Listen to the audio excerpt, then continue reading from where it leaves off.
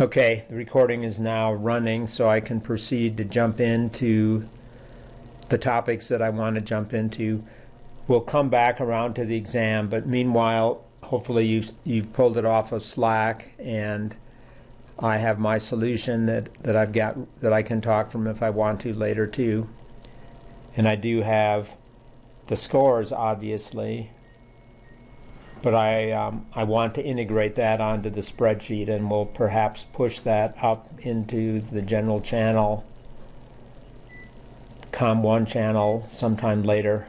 I've got to get a final exam project out for my phase lock loops class, and that's only partially done. So I'm definitely multitasking, still in the output mode, not just wanting to get into the input mode, which is grading papers.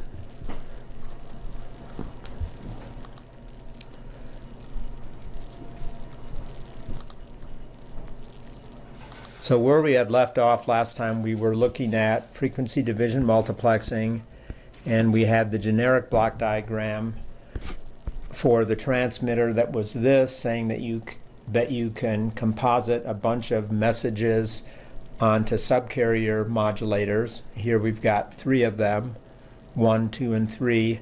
Those get summed together, so they get superimposed on each other, which means spectrally, and this is the key concept of frequency division multiplexing, is spectrally, get my pen to start working,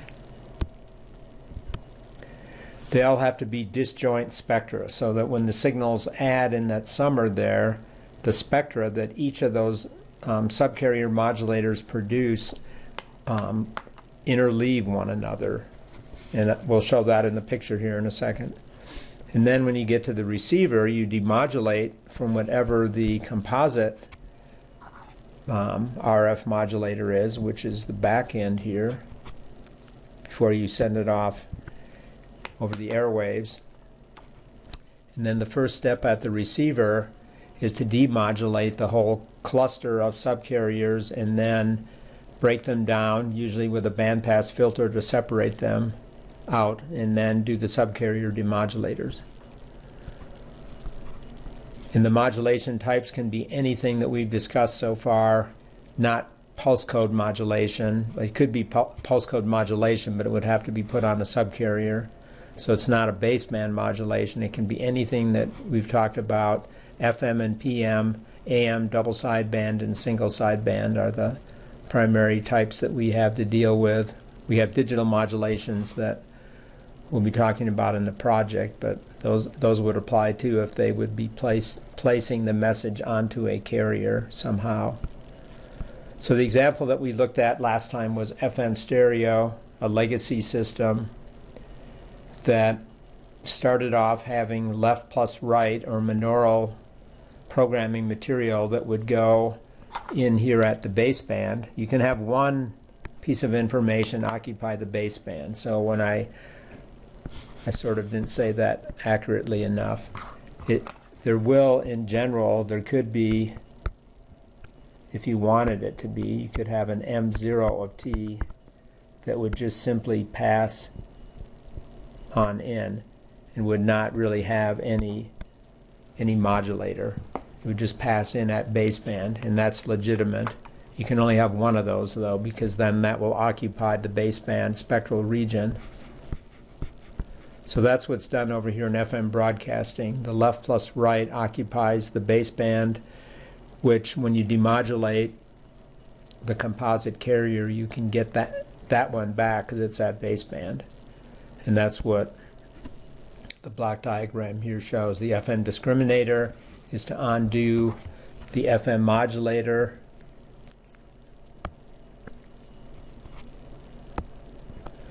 And then you can directly say you would low pass filter it to get that subcarrier out.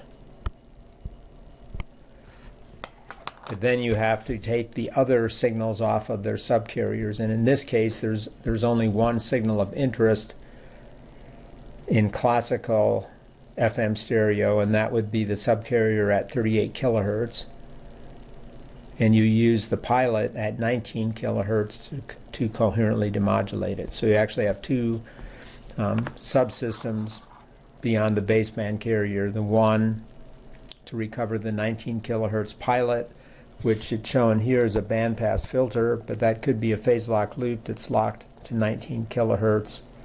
Those of you doing Lab 6, it's a phase lock loop that you get to play with there that will lock to 19 kilohertz and actually create a double signal at 38 kilohertz for coherently demodulating then the subcarrier at 38 kilohertz and then low pass filtering. There could possibly be a bandpass filter thrown in here too.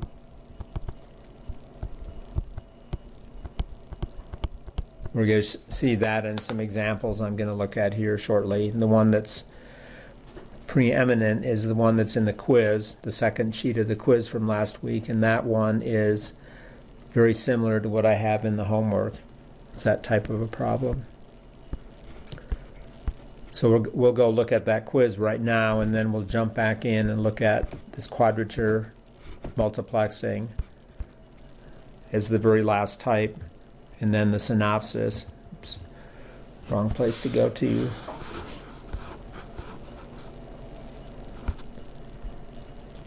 So this is page 2 of the quiz from last week. It's called Quiz 11B, and this problem actually is identical to what is in the homework. So maybe I don't want to work this problem right now.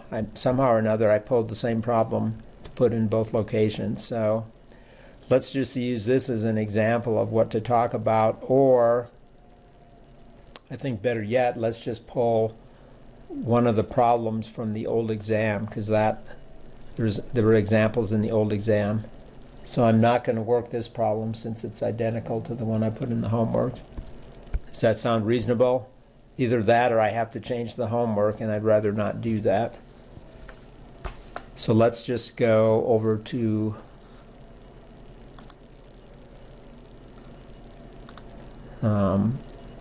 the old exams, which would be, I'll just pull this one out.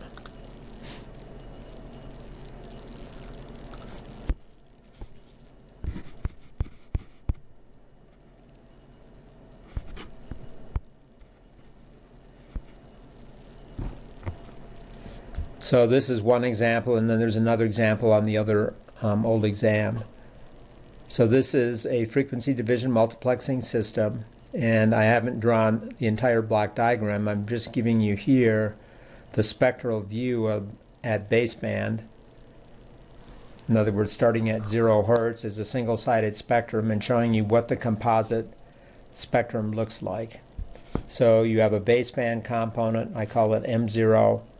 There's a double sideband component, I call it M1, and then there's an FM subcarrier called M2, and then there's also a pilot being sent at 15 kilohertz. So the first question I have in this particular scenario is, suppose this composite signal, and when I say composite signal, I'm saying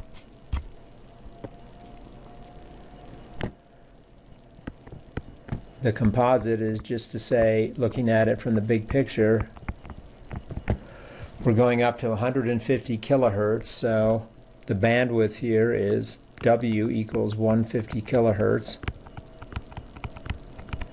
And we're going to put that into an FM modulator, so it FM modulates a carrier at 12 gigahertz. And the peak deviation is 1 megahertz.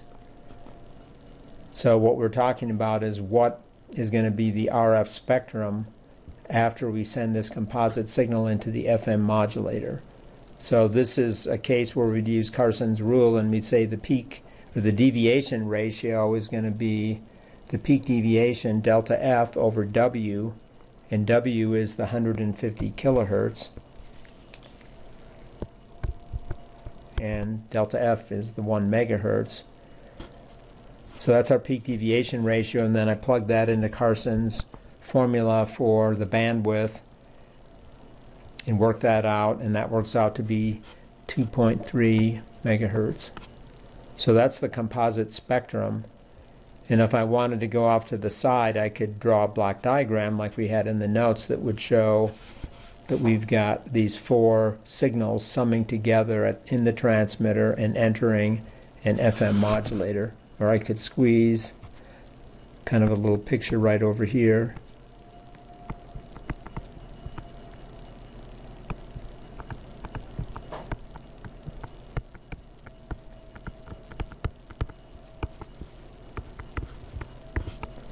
So we've got that, and then we've got four inputs, or a better way of drawing that would be to just show it as a summer, and then you've got 4 signals coming in from each of these spectra here. So we have a baseband part that feeds into here. We have the pilot at 15 kilohertz. We have the double sideband. Then we have an FM with a deviation ratio of 19. And from the picture, you infer the carrier frequency. So I didn't specifically write those on here, but everything is symmetrical. So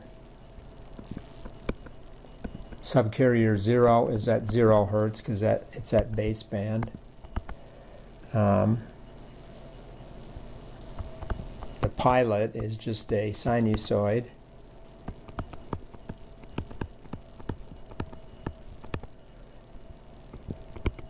Subcarrier 1, by looking at the plot, would be at 30 kilohertz. And subcarrier 2, looking at the plot, is halfway between 50 and 150, so that would be at 100 kilohertz. So those spectrally describe the picture that's shown there as a one-sided spectrum. And then to understand how the system, when I say draw a block diagram, and this is exactly what I have in that quiz problem. It says draw a block diagram of a complete receiving system for recovery of messages 0, 1, and 2 from X C of T. And this is, in our picture here, this is X sub C of T.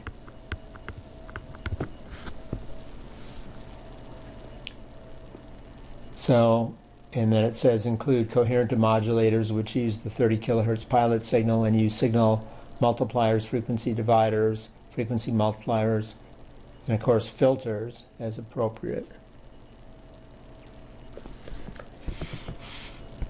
So I draw the block diagram out kind of in a snaky looking fashion here. I'm just trying to make it clear when and I'll leave space on the final exam for something like this. So the first thing is you receive the signal. So this is the received signal, Rx. And I'd like you to specify that you would have some bandpass filter at the front end of that receiver. The minimum bandwidth would be just to occupy the signal that we're capturing, and we said that would be 2.3 megahertz from Carson's rule. So I'm speccing the filter at a center of 12 gigahertz, minimum bandwidth of 2.3, and then just make the FM demodulator a single block, not going into the detail whether it's a phase lock loop FM demodulator, some sort of discriminator, or whatever. It's just an FM demodulator, and it's going to get back the composite spectrum MC of T. So the BPF is meant to isolate a single signal, right? Yes. Single message. Yeah. Okay. Good. And you choose which one you want to do based off the bandpass filter. Well, you choose which center frequency you want, because in the problem statement over here it said that it's at 12 gigahertz. It's a really important question, though. I'm glad you asked it, because if you think about how satellites work and how military applications, but consumer applications too, we have the networks that program all the network material that we watch on cable TV and they're beaming things up to a satellite, and that satellite distributes the signal to various locations around the country. So they would beam up a particular program, and then that would be available on a downlink to other users of that satellite around the country, and they would have a dish. A cable TV company would have a dish in their distribution system that would be receiving off these TV broadcast satellites, and they have to know exactly which channel in this FDM system that the satellites typically use. They have all of these pipes you can think of as being side by side, one at 12 gigahertz, one at 13, or one at 12.1 gigahertz or something like that. I mean, they're all stacked up, separated through a filtering means like this. So they send up on one channel, and then the receiver that's at the downlink from the satellite receives just that one channel, because there's channels packed in right next to it. Does that help? Yee. It's impressive, though, isn't it? That's how all this stuff is carried to us by satellite. So this is just one channel that might contain a bunch of subcarrier information for some particular application. I don't know what that would be, though. There's lots of variations on frequency division multiplexing, though, and you can look at it as the satellite itself is transponding many, many subcarriers, and that's how the satellite owner makes money, because they lease the different subcarriers, so to speak, or the different channels to customers, and they generate revenue using that or doing that. This is a little bit more packed inside, though. It's not. Each carrier then can contain many subcarriers too, so you've got a lot of flexibility there. And the AFSCN, Air Force Satellite Control Network, one that I'm kind of familiar with, but not having recently worked with it, is got subcarriers associated with it. It's got a baseband term, and then it's got a bunch of subcarriers. It's not this picture for sure, but it does have these types of things. And stereo broadcasting does that too, like we've already looked. So at any rate, to draw the rest of the block diagram, after we get the composite signal, without getting nitty-gritty, we're just assuming we have an FMD mod, and I'm giving you the authority to say it's a single box in the block diagram to say that it demodulates. So it gets back this composite spectrum. And now, if you want to proceed to draw the block diagram of how you would get the messages off of the various subcarriers, just again keep at about the same level of detail. You have a single low-pass filter to recover the subcarrier, the baseband one that goes to 10 kilohertz. So that's just going to check it off. That's dealt with here. And then you want to demodulate. I just didn't necessarily go in order. I said let's just put a bandpass filter at 100 kilohertz, give it a bandwidth of 100 kilohertz on its center frequency, so it goes 50 above and 50 below, and feed that then. So we're isolating the signal going into the FMD mod, so we don't have an overload or intermodulation, due to an overload. So we have a bandpass filter, then an FMD mod, and that D mod recovers the message.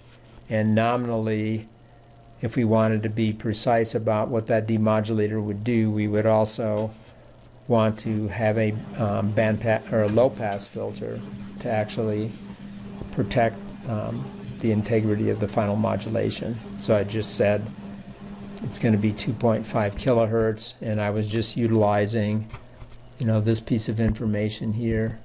If we know D is 19, then from Carson's rule, we can infer what the bandwidth is of that subcarrier. I guess I might have even said that in here. I don't think I did, though. I just inferred that, though. WFM. Now that I'm looking at it, I'm trying to think I think that was fair. Because we know, let's just go up to the side here, we know we have 100 kilohertz is equal to 2 times D plus 1 times W.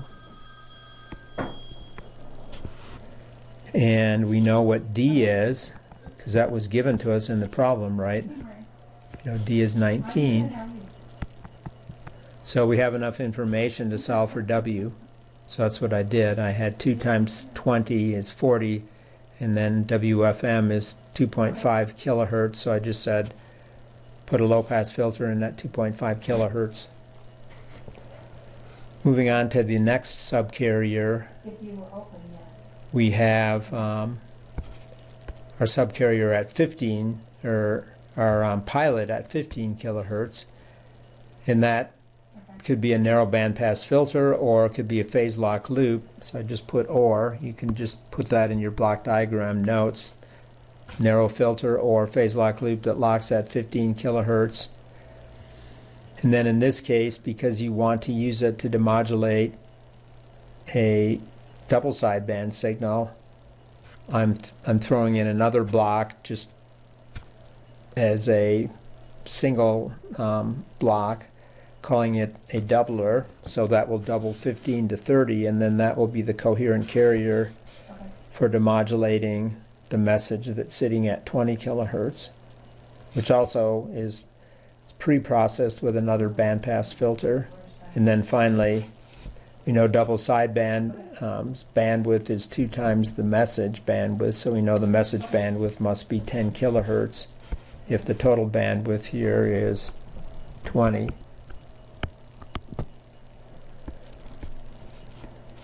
So that's the type of thing that I'm looking for when I say draw the block diagram. Possible the time will change?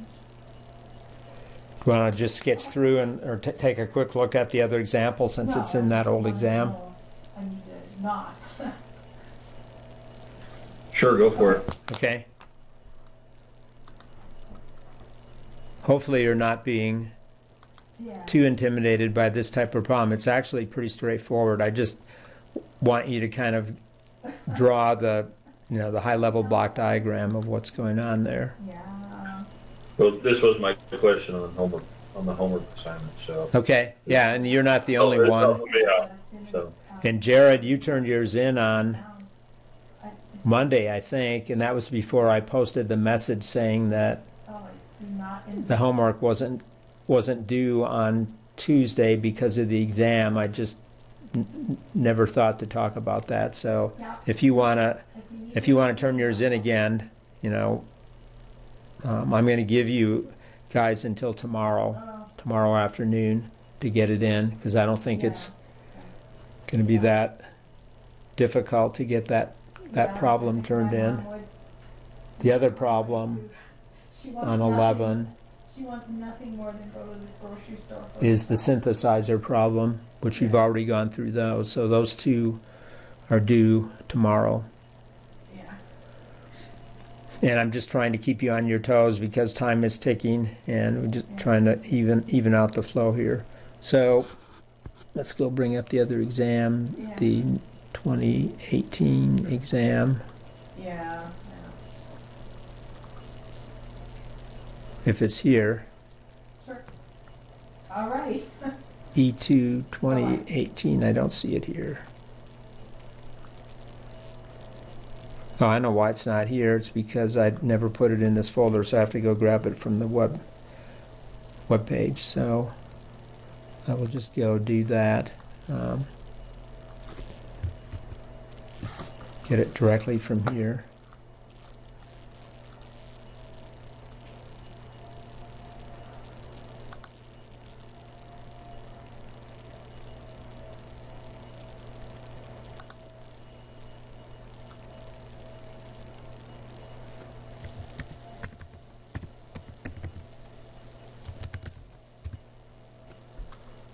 And assuming I can get by without having to draw on this too much, I'm just going to go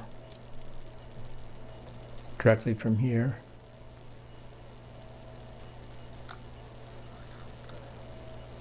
So this problem is not unlike the one we just went through. It's a different collection of subcarriers. It looks a little bit more like Project 1 that you have already done, except the subcarriers are superimposed or added together. There is a baseband spectrum message sitting centered at 0, and again, FM modulation is being used to put these together. It doesn't have to be FM, but in this case, again, if I was to draw a line and view this as a composite signal, I would say its total bandwidth is 24 kilohertz. And then I could come up with what is going to be the bandwidth of this modulated signal. And I did a little Carson's rule calculation down here for the receiver, saying it's going to be 2 times deviation ratio 10 plus 1, that quantity times 24, because that's the upper frequency limit. And that just tells me how to design my filter for the receiver. So 528 kilohertz approximately. Then we have an FM demodulator running on a center frequency of 450 megahertz. Then from then on, it's just breaking it down to recover these individual subcarriers. And in this case, I said these were upper single sideband, again, kind of like Project 1 for subcarriers 2, 3, and 4. There's a pilot at 5 kilohertz, and then there's a baseband. And this is a little bit like telephony, just like Project 1, because 4 kilohertz should spark in your brain saying, that's half of 8 kilohertz, so it must be sampling at around 8 kilosamples per second, and it must be telephone grade audio because it's from 0 to 4 kilohertz. And you know what I'm talking about when you talk on the phone, because it doesn't sound really high fidelity, it just sounds like the telephone. So at any rate,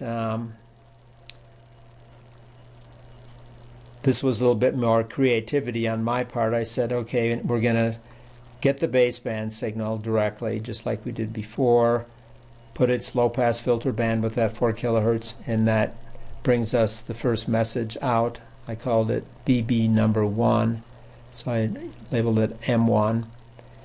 And then to demodulate 2, 3, and 4, we can look at these carrier frequencies. Since this is upper single sideband, we just have to be careful here that we don't lose track of what is the carrier and what's the bandpass filter center frequency. So this is a carrier at 10 kilohertz. When we design a bandpass filter to just accept this band of frequencies, it'll have a center at 12, and so on for the next one. It's centered at 17, the filter, but the carrier's at 15. And the third one, the center's at 22, but the carrier's at 20. And this is exactly like what you did in project number 1.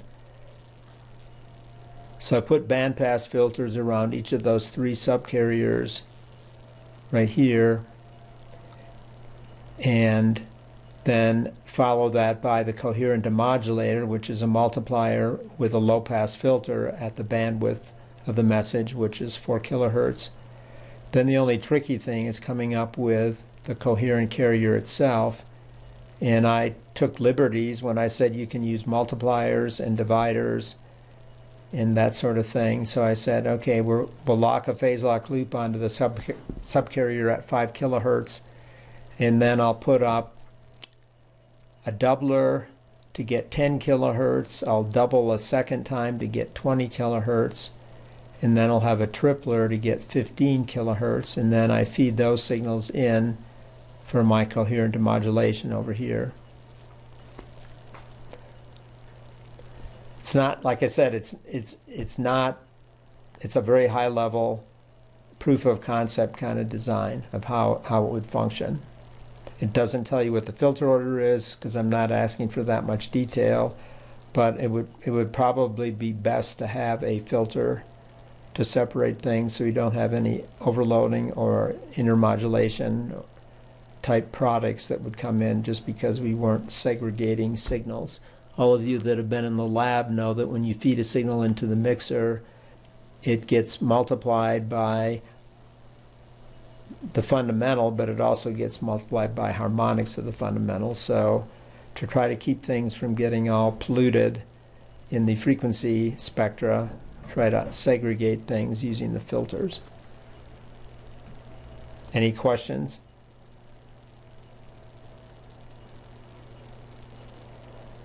You will have a question on this, so on the final. Let's just go back over to here to see, now that we've done that, if things in this quiz are making sense. So here I've got two subcarriers. One is narrowband FM, one is double sideband, and then we have the baseband. And we're using composite FM modulation. Question I'll ask you is, do I need a to demodulate narrowband FM, do I need to have a carrier at 40 kilohertz, or can I do that by some other means? I mean, how do I demodulate FM, actually, narrowband FM in particular?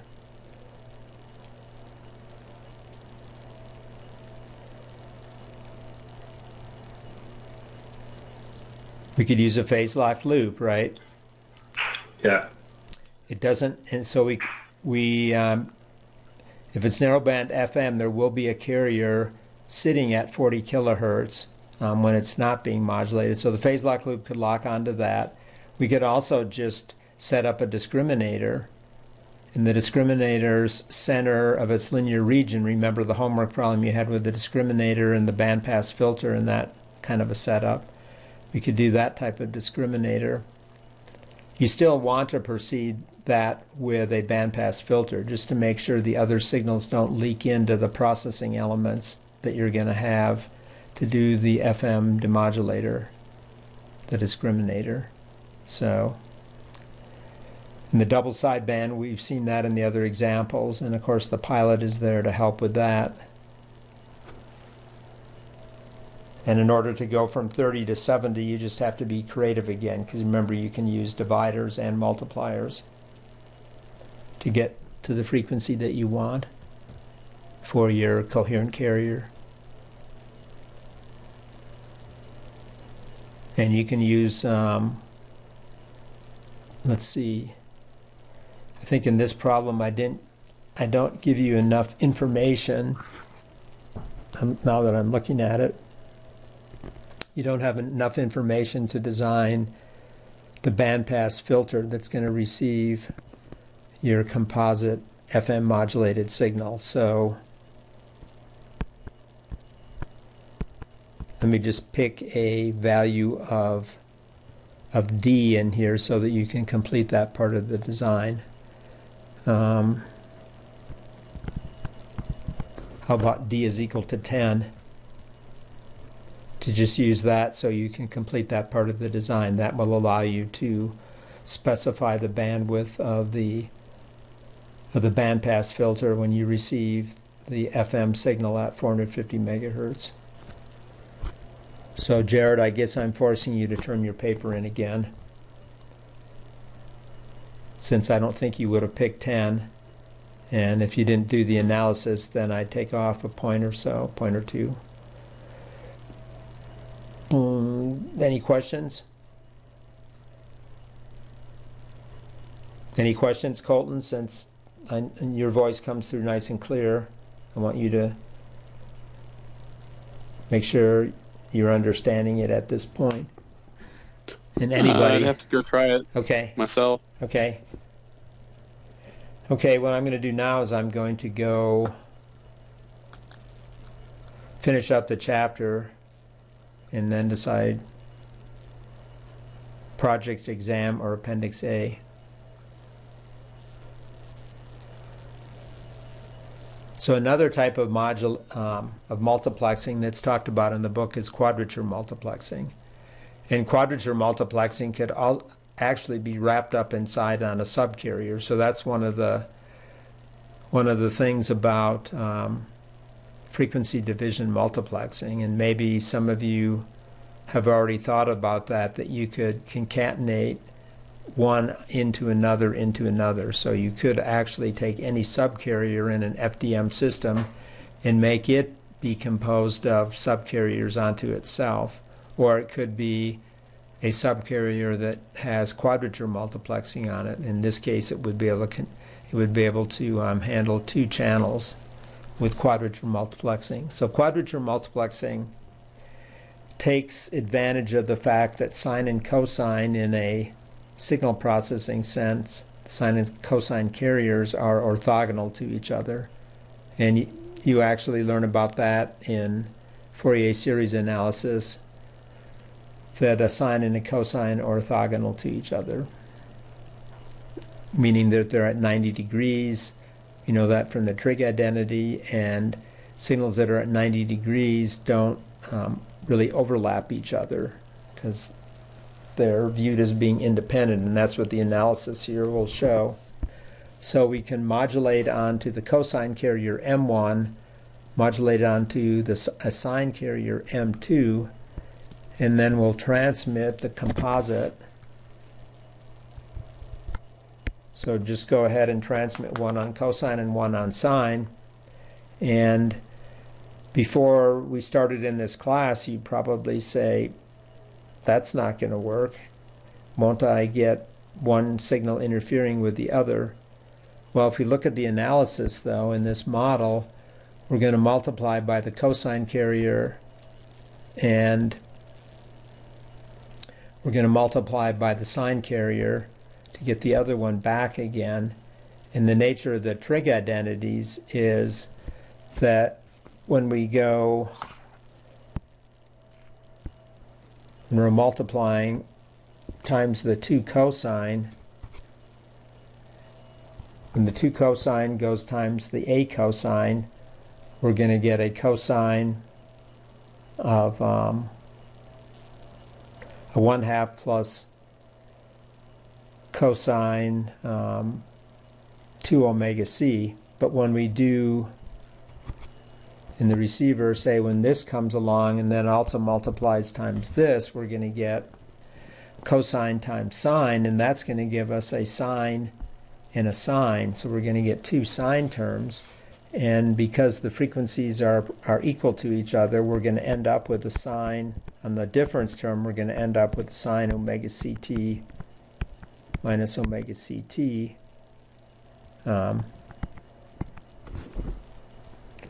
So we're going to end up with that, which is going to be sine of 0 is 0. So what we get is when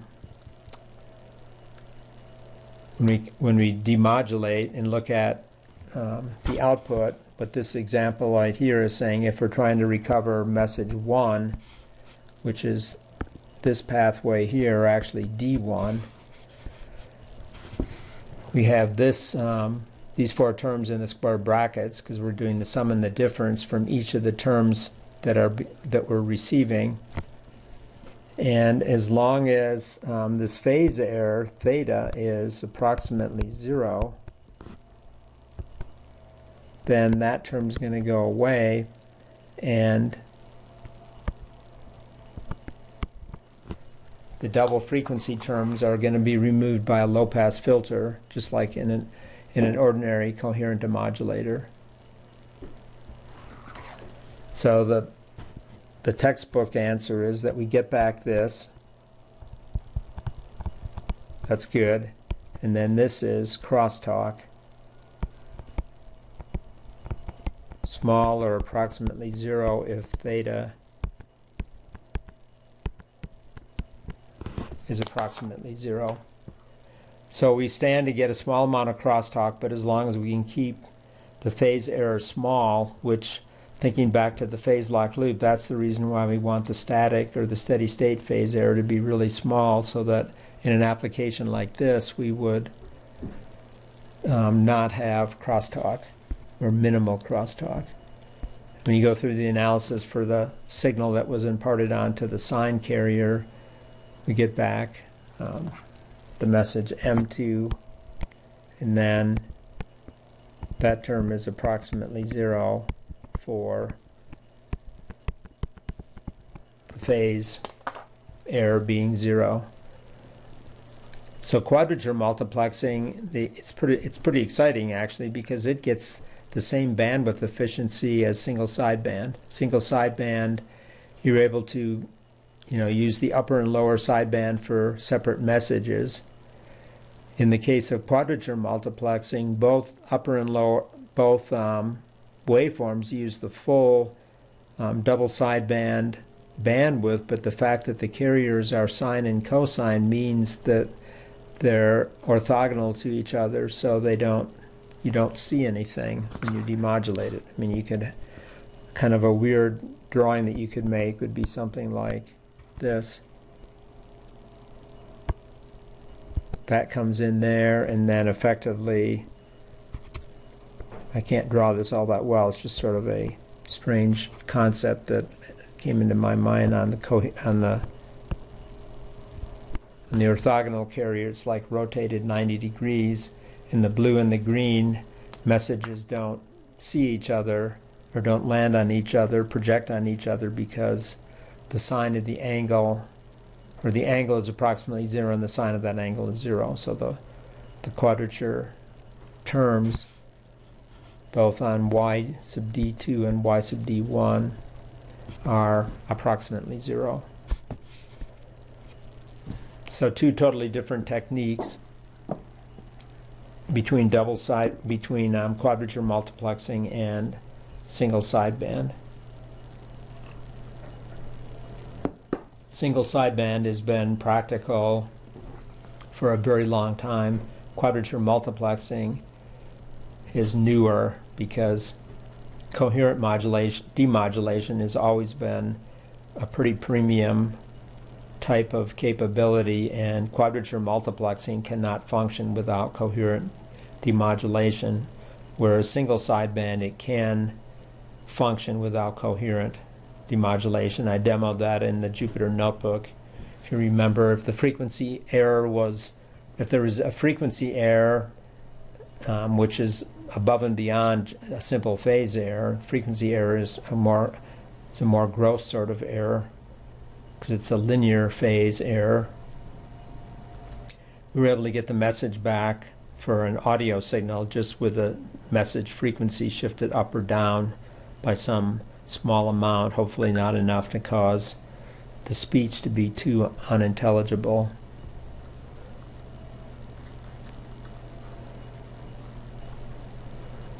In this drawing we went through last time a little bit, or before the exam a week ago. This was just a drawing that used to be in this chapter, and then Dr. Zemer moved it out, but I still like it because it tells you a little bit about how modulation schemes work in noise. And you will be exposed to some of that in Project 2 when you do some experiments with noise. The idea from this picture being that linear modulations like double sideband, single sideband, and quadrature double sideband, so QDSB is what we were just talking about. When they're coherently demodulated, signal and noise ratio just linearly gets better with the input. I mean, the demodulated SNR, which is on the vertical part of the axis, just gets better as the input SNR gets better, whereas FM gets better when you're above a threshold and is better than linear modulation, but it's at the expense of bandwidth. It uses more bandwidth when you make D larger. And then pulse code modulation reaches a ceiling based on the number of bits you put into your quantizer. So if you're putting in Q is equal to 256 levels, that means you're using 8 bits. There's that 9 bits. 10 bits is 1024, 512 is 9, so 8 is 256. Then 6 bits is 64 levels. So you get a fixed amount, but then you have signal to quantization noise ratio, and this you're going to explore in Project 2 because I have the necessary pieces in Scikit DSP-Com to make this a pretty straightforward exercise to take a look at. So PCM is very popular in audio, and it just says that once you've gotten above making bit errors in the channel due to additive noise, you're above threshold and you're just at a flat signal to quantization noise ratio. Like I said, you'll explore this in project number 2 just a little bit, and you'll actually do some listening experiments. A subjective listening experiment is something I have you do in there, where you listen to some speech and you drop the number of bits down lower and lower and give me subjectively what level, what number of bits is intelligible for your hearing. The problem with the experiment is you'll be biased because you'll first hear the message at a large number of bits, and then when bits are taken away, you'll know kind of what's being said. You'll be able to tell when the syllables start and stop. But it's still kind of fun to try that out. So that's the end of this chapter. I'm ready to move on to something. Like I said, either a quick look at the exam, a kickoff look at Project 2, and then on to noise theory. I think I'm going to actually do a little bit of noise theory, even though you don't have to turn in these homework problems. This way you'll be able to see what you're up against when you start on the very last problem assignment and see how, first off, how radically different it is from what we've been doing so far, and how Is noise theory the appendix? yeah, Appendix A. Yeah, let's just smash through Appendix A if we can. Just get it out of the way. You want to get it out? Well, I won't get it out of the way today. I'll have to spend a little bit more time on it, but it'll go pretty fast. I want to go through part of it, though, right now, just so you can get a I'd flavor. rather have you go through the project, honestly. I'd rather get a jump on the project Okay. this week. Well, I just want to talk enough about to talk about the last 2 problems on the homework. They're not required that you turn them in, but I want to have you at least see what's involved there. And I think I didn't have this loaded on here when I started today, so I had to go add that in. There it is.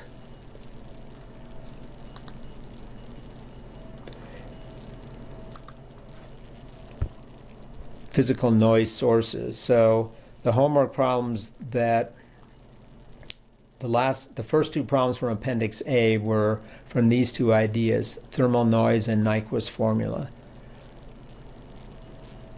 So I just want to spend a little bit of time on these problems or these 2 topics, because this is kind of the very beginning of the chapter. It's very circuits oriented, and then it becomes more systems and subsystems oriented after that.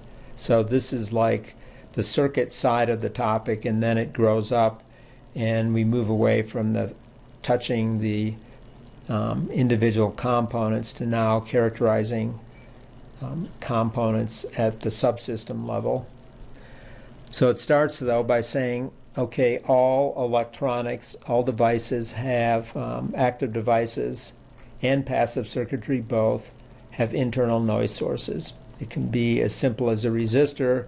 It could be an amplifier or oscillator. They all have internal noise. And the fundamental physics property is you have random motion of charge carriers with both devices and circuits. And this is just due to the fact that we're at room temperature. If we went down, to very, very cold temperatures, then that random motion tends to go away, and that's what supercooling electronics is after, trying to get rid of some of that noise by operating at a really supercooled environment. But as long as we're at room temperature, then we have this random motion of charge carriers, and that produces thermal noise. We also have to deal with noise sources that we have absolutely no control over, and that is atmospheric, solar, and cosmic noise. If we have to point a satellite dish at a satellite, and then the satellite happens to get, our alignment to the satellite happens to be also looking directly at the sun, we might have a short period of time where the amount of thermal noise that comes off of the sun into our receiver, or a bright star, or the moon, or something like that, can actually interfere with the ability to communicate, because it's just coming from the atmosphere, a source like the sun or a bright star. It's also possible to have approximate thermal noise sources that can come from man-made sources, intentional or unintentional. I'm told, I was up in the Northwest last summer, I didn't really want to check this out, but I'm told that places where they make plywood, which is up in Washington State and Oregon, where they're harvesting all the trees, they use a heating process when they're fusing the sheets and the plywood together, a thermal heating, and that produces a low frequency noise or interference that is noticeable around a factory that makes plywood. Has anybody ever heard that before? I think it's called induction heating. Gives off noise in a big way. So the very basic thermal noise is just sometimes called KTB, because it involves Boltzmann's constant K, the temperature in degrees Kelvin, and B, the measurement bandwidth. And then the amount of noise we get is proportional to the resistance. And this is what the very first homework problem on set number 11 was dealing with, was this formula for thermal noise voltage or thermal noise current. They're just equivalent circuits from a Thevenin to Norton type circuit transformation. Most of the time I like thinking of it as a voltage source and then a series resistance, but if you convert it to a current source and a shunt resistance, same thing. So fundamentally you can take a resistor network, have all the resistors at room temperature, let's say, and that would be the T part, and then we could get a contribution. The thermal noise from each resistor is going to produce a small noise voltage source, and then you can superimpose, and because the noises are all independent, think of Gaussian random variables or independent random variables. For those of you that have had prop and stats going on this semester, at this point in the semester, you know that if you want to find the variance of the sum of two independent random variables, it's just the sum of the variances. So the square, which is the power into a 1 ohm system at least, we can just get the power as the sum of the powers, and that's what this squaring business is all about. So we would use superposition, turn one source on, turn the other two off, find the voltage V out, do to source 1, and go all the way around like that and solve it. But Nyquist's formula, and this is the other thing I'm going to go through and then stop, is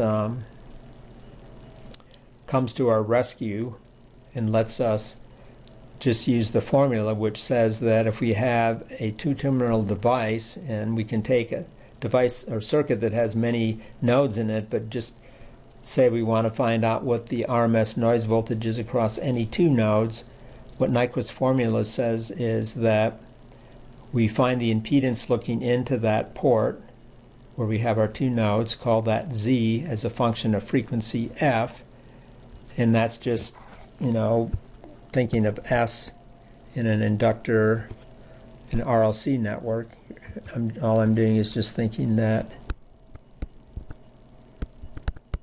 making the substitution J2 pi F, and so we have some function of frequency F, and all we have to do is find the real part of that Z of F and integrate from minus to plus infinity and then multiply by 2kT, and that gives us the RMS voltage.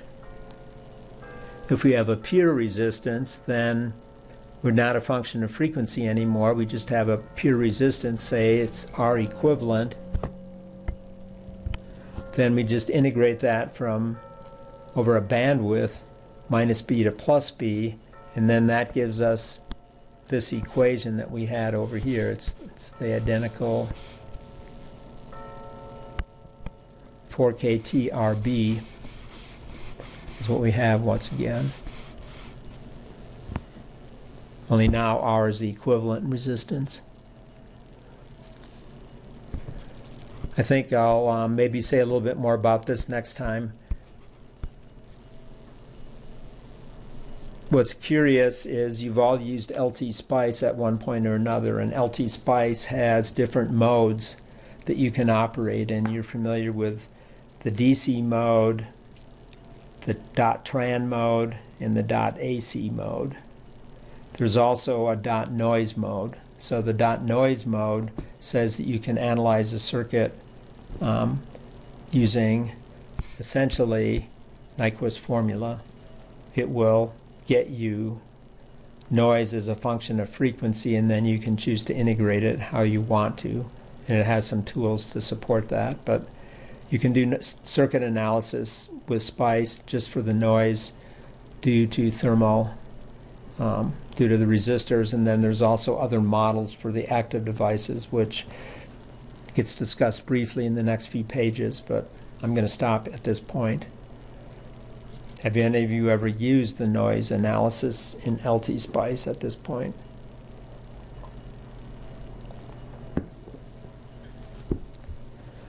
Okay, I may show it to you next time. It's not super amazing, but I do have a little example here in the notes, and I'm not with LT-Spice, with a different tool, but I can open up LT-Spice and just show you how easy it is to do it. So Chris made the request to get introduced to the project, and that is available right here. It looks like an awesome project, but when you start getting into it, there's maybe a lot of reading, but not an intense amount of work. I just have to find a word. 33 pages of reading to be exact. Yeah, but it's a tutorial. It's instead of me going through chapter 4 on digital comm, you get to kind of teach yourself a little bit about it as you go through it.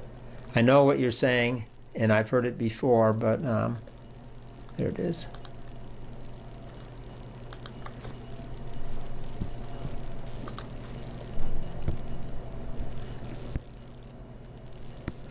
And I'd open this up to 3 members, but there aren't that many people in the class, so, and 2 of them are graduate students, so I think 2 is good. I highly recommend you guys pairing up, and I'll even let the 2 graduate students pair up if they want to. I'm going to guess that John will probably want to work alone, though. So it's a chance to play around with digital communications theory using a lot of the functionality that I have in Scikit DSP-Com. So the second half of the project kind of gets into looking at this block diagram where you have data that you're going to send through a transmitter and send out over a radio channel. The radio channel could have co- and adjacent channel interference, and it will certainly have white Gaussian noise, which is the model that comes out of the Appendix A stuff, where we're looking at thermal noise. And then the receiver comes down and processes those signals and eventually goes through some more signal processing to get out decisions on the data bits that are sent. And the data bits are generally sent by splitting the data flow up into a real part and an imaginary part. And that creates 2 streams of data, in phase and quadrature. Now this is identical to what we were just looking at when we were talking about quadrature modulation. We're going to put half the information on the in-phase or real part or cosine carrier, and then the other half gets put on a sine carrier. And then when you take it all the way down to demodulating it, and this should look just like what we were looking at, a sine and a cosine in the demodulator, then finally you bring the two data streams back together again, real part and imaginary part, and then you make simple decisions on what the real and imaginary parts constitute in terms of a modulation scheme. Pulse shaping is generally used in these modulation types. The rectangle pulse shape is on top. That one is used in a lot of satellite communications to this day, but it's not very bandwidth efficient. The square root raised cosine is the most popular, and what you do to make that function is you have half of the filter, you have a square root raised cosine here, and then this is the other half of that filter. So you have two square root raised cosine filters, SRC, and then transmit, and then receive and go through the matched filter, another SRC, and that equals what's known as a raised cosine. And a raised cosine ensures that one bit does not interfere with another bit. It has what's called, satisfies the Nyquist criteria for zero inner symbol interference. This is one of the schemes you'll be playing with, and this is just showing you at baseband what it looks like. We have a real part and imaginary part to each symbol, and when we look at it in what's known as a constellation plot, it's looking at sending symbols at over a particular time interval that correspond to a symbol that has two dimensions to it, the real part and the imaginary part. And for 64 QAM, quadrature amplitude modulation, and the quadrature part is just like quadrature multiplexing that we were just looking at.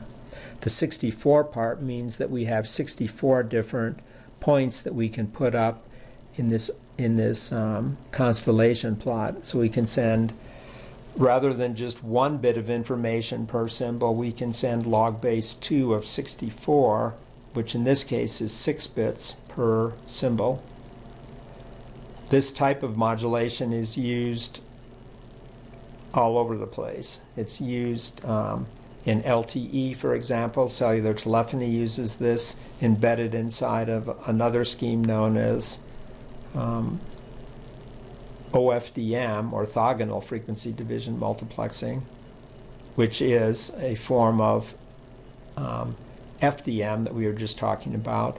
But then each of the subcarriers in OFDM will contain this 64 QAM or 16 QAM inside of it. And the big advantage here is we can send a lot of bits per symbol, which makes people like us who are data hungry, especially doing video conferencing, very happy. And another place that the QAM is used natively is in Wi-Fi. It's embedded inside of OFDM there as well. And then if you have a cable modem like I do, it's part of the data over cable system interface standard, or what's known as DOCSIS, DOCSIS, uses quadrature amplitude modulation. So you will be playing with this in the second half of this project. You'll be studying how decisions are made within a small rectangle or square around each of the red points there, and how a particular type of encoding known as gray encoding is used to protect the bits so that if you make an error, you don't wipe out everything. And just a quick little note on that, I think I mentioned it over here, that it is gray encoded, and then it gets gray decoded. The big deal about gray encoding is, and it's seen best from this picture, so if I can zoom in on it. if we're looking at the symbol that contains 6 ones in its representation as it's transmitted as a single pulse at that amplitude level, which would be a normalized amplitude of 3 on the real part and 3 on the imaginary part, that would be encoded. That would be the encoding of 3 or 6 ones, 3 from the real part and 3 from the imaginary part. If we're trying to decide that that is really the correct bit, we might have noise present. So think of a two-dimensional Gaussian bell sitting right there due to noise on the received signal. Now there's going to be a probability of making an error that we're not going to fall in that pink region. We're going to maybe land most readily in the 4 kind of green tinted regions around the perimeter of that. The thing about gray coding, though, that's so, get this erased, that's so nice is that with gray coding, if you happen to land right over in here, you happen to decode accidentally because you crossed the boundary, you would only make a single bit error. See that? If you look down here, only one of those 6 bits is going to come out in error, rather than if we didn't encode with the gray code, we could make all errors. And likewise, if you end up in this region by accident due to noise, only 1 bit error. Same here and same there. So, I don't know. Pretty nice, wouldn't you say?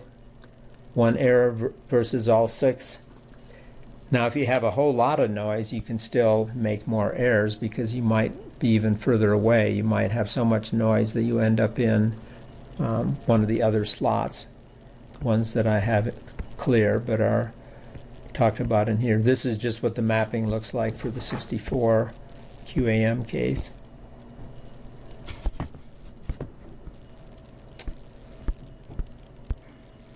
The very first part of the project, though, is you're going to explore another aspect of digital communications and pulse code modulation. So you're going to modulate, you're going to pulse code, encode an analog signal into NB bits, and then you're going to protect the integrity of those bits using a forward error correction scheme known as a convolutional code. And these things are all built up into the Scikit DSP-COM package. So everything here is pre-built in the package.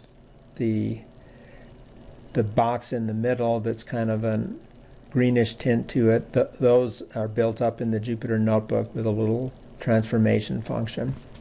So the idea of forward error correction encoding is that you're trying to protect bits by adding redundancy into the information stream. So a rate 1/v encoder says that for every bit that goes into the encoder, we're going to send out v bits. So rate 1/2 is the one you're going to be looking at, which says I'll double the serial bit rate through the channel, but I'm going to have extra protection put in, and that is going to expand the bandwidth, but it's going to be worth it in order to have that protection put on. And you'll experiment with it using this level shifter, add some Gaussian noise in, and then take and make a hard decision where it says threshold, and then convert it back to a 0-1 scheme, and then Viterbi decode it, which is the algorithm that efficiently can decode convolutional codes. How many of you have heard of Qualcomm? I do. Okay. Qualcomm was founded by a couple of people in essence, and one of them was Andrew Viterbi, the inventor of the Viterbi algorithm. He's made a lot of money as a result of his company, Qualcomm. So much money that if we were watching sports these days, we know of Qualcomm Stadium in San Diego, right? You may have heard of that too. But Viterbi algorithm is his thing, and he did that back in the 60s, I think. Came up with that for use in communications theory. Started off in satellite communications, where it was used primarily. It's not used as much as it used to be used because other types of more sophisticated codes have taken its place, turbo codes and LDPC types of codes, but it's still a mainstay because it is very very impressive what you can do with it, and now decoding it can be done very easily. It's a very complicated, intense algorithm, but ASICs came along and made things a lot more doable for Viterbi decoding. So you'll be exploring that as well. And so there's some theory in here. There's exercises eventually. There's a discussion to give you more background on the convolutional encoding and decoding. But like I've been telling you for a long time, this project does not really involve any coding. It's just running exercises and running experiments. So everything is pre-built for you. And you'll be following examples like this that are in the Jupyter Notebook to learn things. And then part 2 involves the quadrature amplitude modulation stuff that we've been looking at, the pulse shaping. It's called impulse train modulation. This complete channel where we have the source bits, square root raised cosine, a filter that imparts minimal distortion, noise gets put in due to thermal noise at the receiver, another square root raised cosine filter, synchronization. That's what I'm working on for my phase lock loop classes. I'm using the software-defined radios that we talked about last week to create some data sets. Since they can't capture them, I'm doing some captures, and they're going to be doing some practicing with the synchronization algorithms that we've been studying in the class. Without synchronization, you can't do anything in digital comm. You have to have synchronization, and that means coherent demodulator and symbol sync on top of that. So in this problem, you have two signals near each other that you play with, and we'll be using two newer functions that I have in the Scikit DSP-COM digital comm module that can gray encode for QAM and then gray decode. And so we'll be doing some error probability checking, seeing if when noise is present, how many bit errors we get and how annoying that might be. The way I've got everything set up, you're going to be sending speech through the channel, so you'll be able to encode those favorite speech vectors that you've already played with in Project 1, send them as bits, a bit stream, and then receive them at the other end, and then get to see what the impact of noise is. And this will not use the coding and decoding because that was something I didn't want to put in the second half, but there's experiments that go on here. Learn about eye pattern plots here, and then you'll be sending audio through, like I said, the audio signals, and also learn to appreciate synchronization, which is pretty important.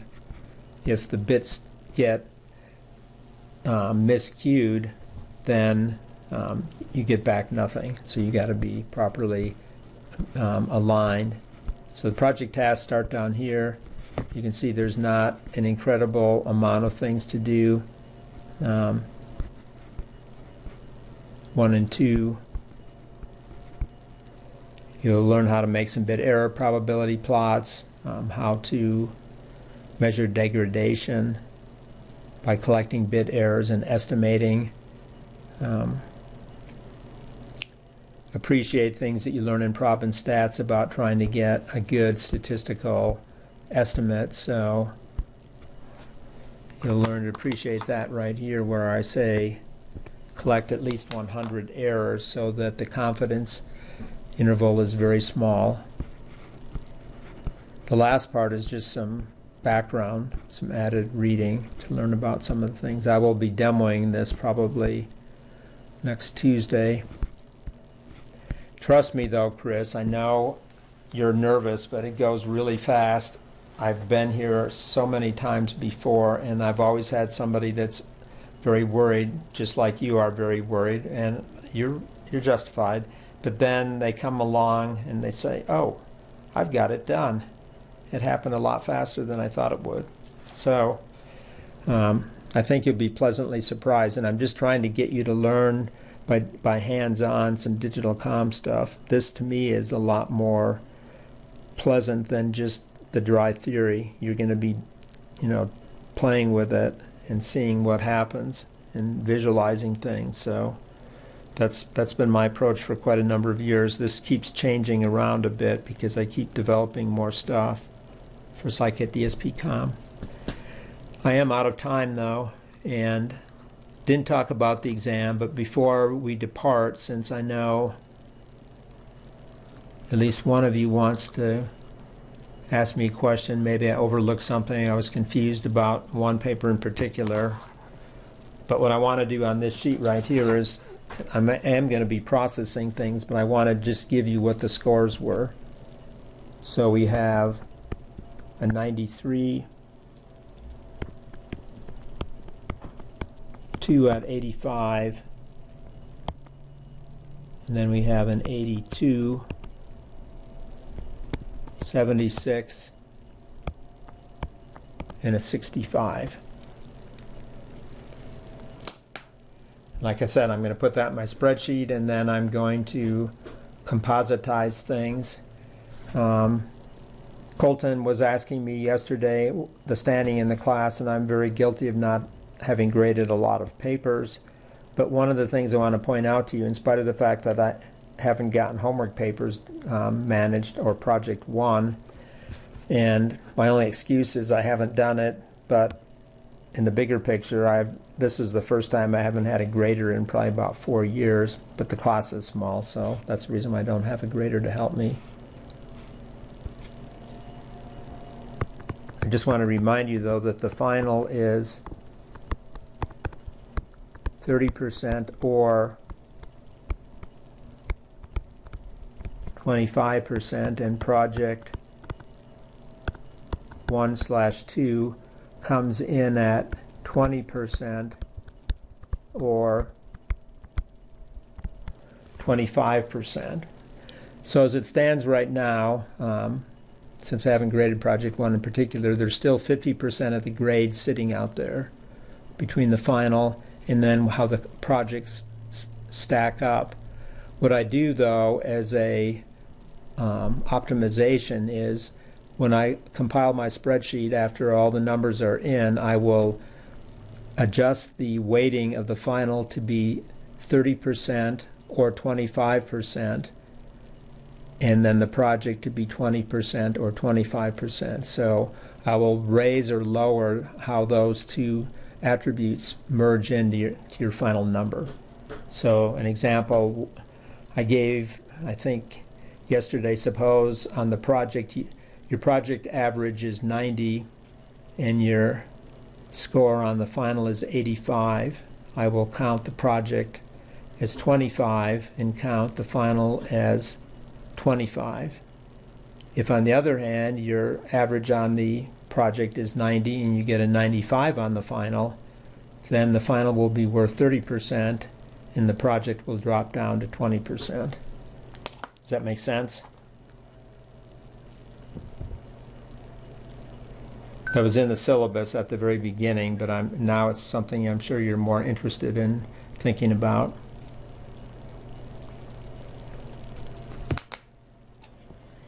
Honestly, I just like heavier exam weights. Well, that's you, but you're Yeah. everybody's different. That's great. The one thing I really don't know about is the homework, and because I had to stop giving quizzes, as a rule, most people do better on homework than they do on quizzes, but some people don't do homework regularly. And this has been true over my entire teaching career, people like to walk in and do quizzes, and they like to walk in and do exams, but they procrastinate on getting homework turned in. So we have our balancing, pluses and minuses. So as a rule, though, based on what I have had as an average a while back for the quizzes, I would say that most people's homework portion will be 5 percentage points higher than what their average was on the first 4 quizzes that we did. I guess we did 6. No, we did 4 quizzes. That's what I'm seeing on my spreadsheet here. So I can help you guesstimate something if you want me to. The important thing, though, is we're in this, and we're heading down the last 2 weeks. So just keep going and stay with the program. The final will not be anything harder. It'll be probably Is it easier. cumulative? It's cumulative, but it's going to weight the newer material. So like the Ooh. well, the newer material, though, is the easier material. That's the thing. The FDM that we just went through, that will be on the final. The Nyquist noise calculations, that will be on the final. And then the noise figure calculations and Freeze formula, that will be on the final. I have a review sheet that we'll go over, and we'll identify things that I'll be sure to cover. I mean, I have my favorites, things that I want to make sure to go to test you on again. And if there's something... Are you gonna post any practice exams for the final? No, I don't put those out. Ooh. You're killing me, man. It's Well, my strategy. but that's Yeah, you should post one. those are my archives. I have to keep something to myself. So we're degenerating, and I hear somebody probably just got off. So I'm going to go back over to here.